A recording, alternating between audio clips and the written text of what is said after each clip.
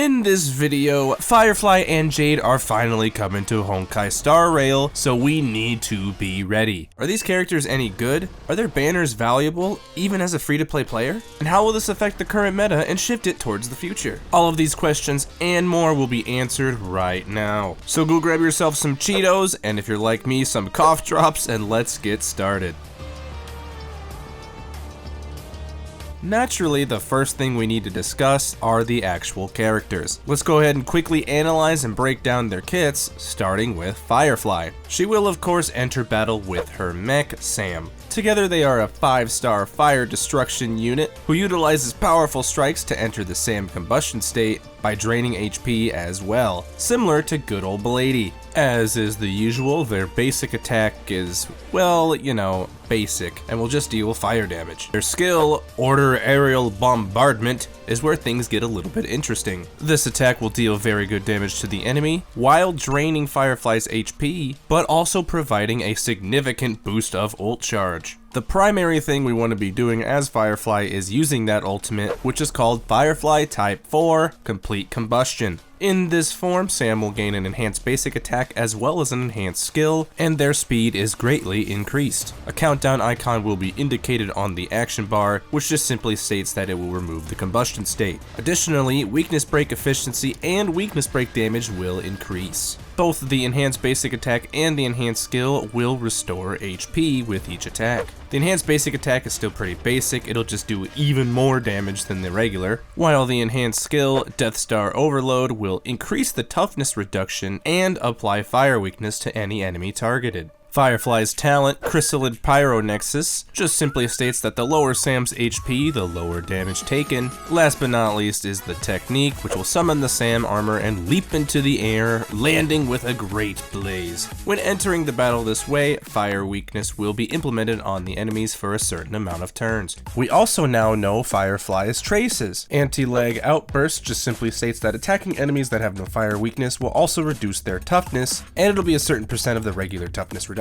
Auto-reactive armor just states that when Sam is in his ultimate state with a break effect that is equal or greater to than a certain percentage, the toughness reduction will convert into super break for any excessive damage. Core overload just states that for a specific amount over a certain attack threshold will increase Sam's break effect by a certain percent. Overall, this kit isn't too complex, and as they said in the 2.3 live stream, Firefly will be heavily focused and synergize very well with that break effect, super break, that kind of stuff. But we'll talk about how Firefly pertains to the meta as soon as we discuss Jade's kit. Jade will be the second half of the patch, and she is going to definitely whip us into shape.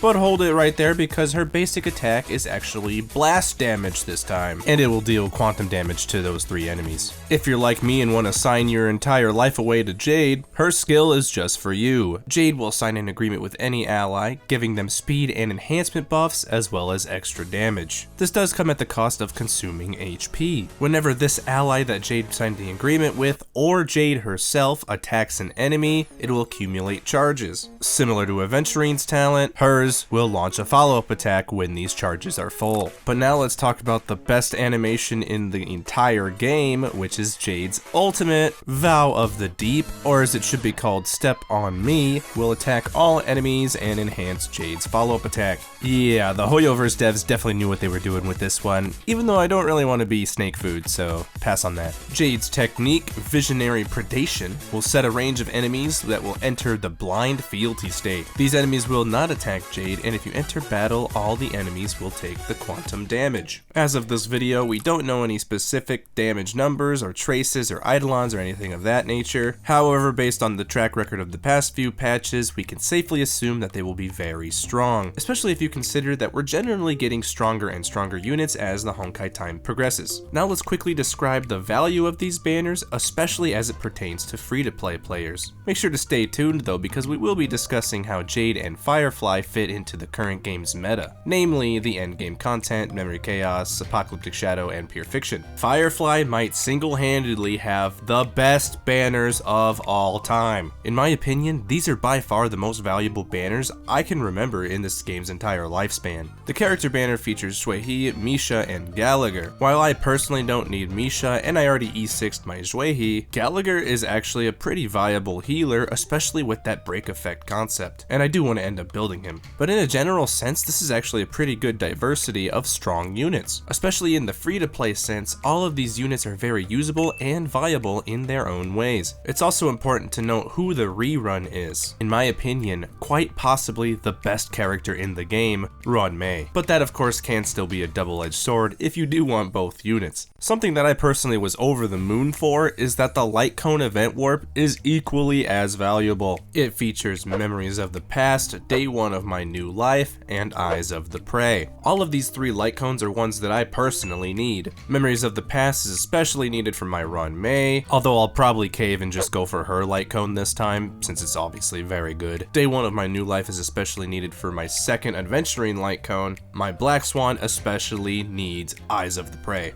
In any sense though, these 3 light cones are all really good, and are very usable and viable with many different characters. Firefly's light cone is called Whereabouts Should Dreams Rest, and it will obviously be her best in slot. It will increase her break effect by 60%, and when she deals break damage to an enemy target, that target will be afflicted with receiving 24% increased break damage, as well as a 20% speed reduction. But sadly, our Erudition friends are in shambles. Jade's banner, as well as the rerunning Argenti, unlike the first half of the patch, have one of the worst banners I've seen in a while. In my opinion, it's just completely lackluster. For characters, we have Serval, Natasha, and Asta. While I love Serval's design, she is probably my least favorite unit in the entire game. Well, I guess Sampo exists, and he's just a little rat, so...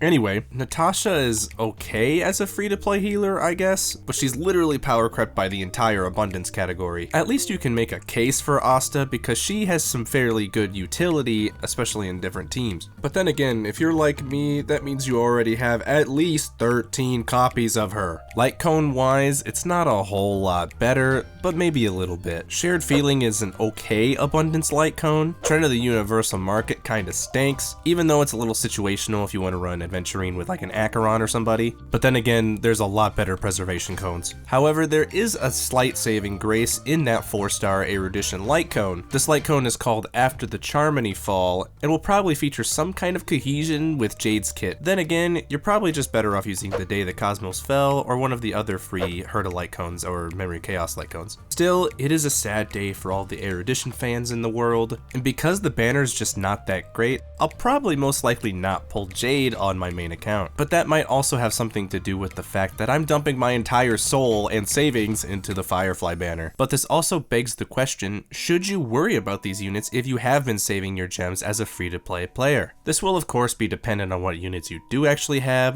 but for the sake of this video, we can discuss this in a more general sense. Ultimately, you should just pull for whoever the heck you want, but I digress. As DPS units, either will be totally fine to add to your collection, but in my opinion, there is a much higher need for Firefly than Jade. The game is way more suited to blast and single target damage much more than AoE as a whole, so this suggests that Firefly will have a bit more utility than Jade. If you also wanted to throw in the reruns into the mix, Mei is just the best character in the game, and has more viability and utility than pretty much the entire cast. What it'll really boil down to is this. If you need more of that blast damage, Firefly will probably be the best unit we have in this sense. If you need an AoE or Pure Fiction character, you definitely need to get Jade. We didn't really explore it as much, but she's also very good in that follow-up attack regard. If you only want to pull between one of them, Firefly or Jade, as a free-to-play player, I would much rather have Firefly. Those are of course just my thoughts, and feel free to comment below what you think. But now the moment you've all been waiting for. How do they work in the endgame? Memory of Chaos, Pure Fiction, Fiction, and the upcoming Apocalyptic Shadow. Since these are the primary forms of recurring tough content in the game, we can easily see if they will be strong enough units and how they compare with the rest of the cast. Let's start with Memory of Chaos, which keeps seemingly getting buffed every patch. Between the two units, it's not really a contest, Firefly will be more dominant. If we even consider her to be as strong as Dongheng and Baibadur Lene or Jing Liu, who have stayed at the top of the meta in their respective hypercarry teams, we can rest assured that Firefly will definitely join them. In fact, we already know that Honkai is already leaning towards the break effect, super break effect meta stuff going on, especially when you consider we just received E5 Harmony Trailblazer and we're getting E6 in this upcoming patch. Since we know Firefly is going to strongly feature break effect and attack as her most important stat, she's going to help drive us in that meta direction as well. However, this does not mean that Jade won't be viable in MOC, she'll just struggle a little bit compared to our Destruction top tier hypercarries. Now when we move on to Pure Fiction, my oh my, how the turns have tabled. Bonus points if you get that reference, by the way. Jade will almost undoubtedly be the best character for Pure Fiction. If I can already clear Pure Fiction with my very underpowered Herta and Himeko, I think Jade's gonna literally step all over me. I mean these mobs.